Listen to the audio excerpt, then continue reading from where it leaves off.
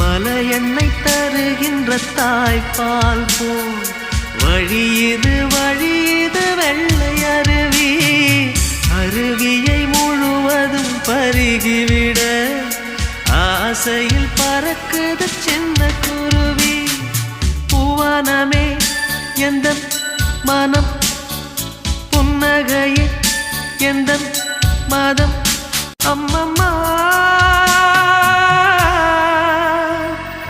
வானம் திறந்திருக்கு பாருங்கள், என்னை வானில் ஏற்றிவிட வாருங்கள்.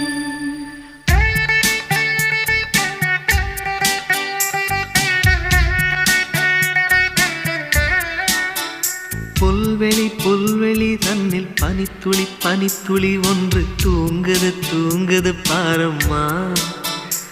அதை சூரியன் வந்து செல்லமாய் கிள்ளி எழுப்புது ஏனம்மா.